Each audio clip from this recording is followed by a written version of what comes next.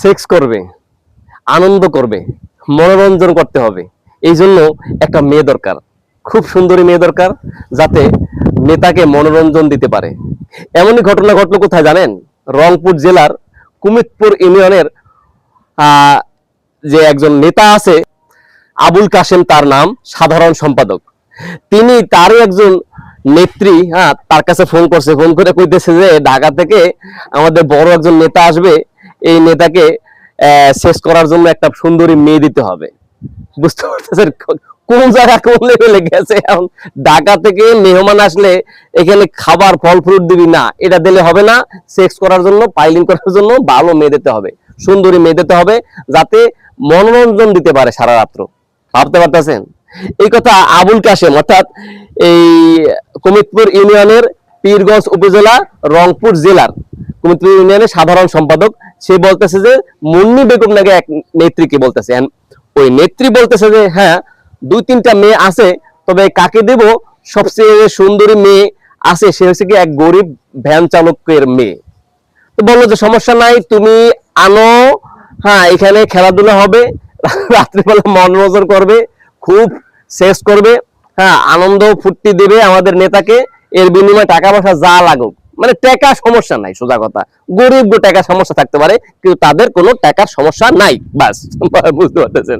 তো তাদের কোনো সমস্যা নাই। সমস্যা কি? সমস্যা একটা সুন্দরী মেয়ে লাগবে। সমস্যা একটা সুন্দরী মেয়ে লাগবে। এই সুন্দরী মেয়ে হইলেই তাদের সমস্যা সমাধান হয়ে যাবে।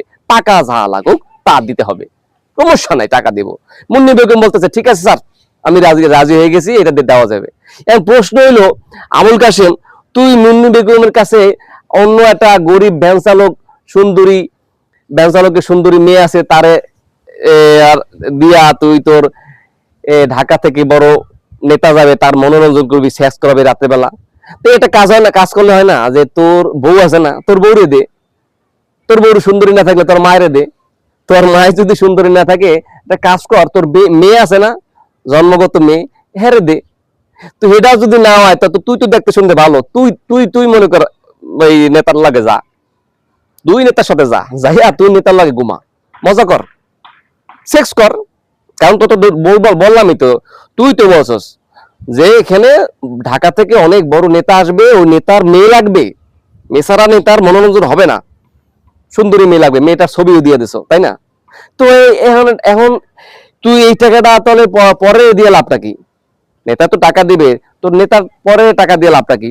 তোরে দিলি তুই যায়, তুই তোর মেয়েরে পাঠাই দে, তোর বোনের পাঠাই দে, তোর মায়ের পাঠাইতে, তুই দিলে তো হয়ে যায়, টাকাটা তুই পেয়ে গেলি, তুই ধনী হয়ে গেলি।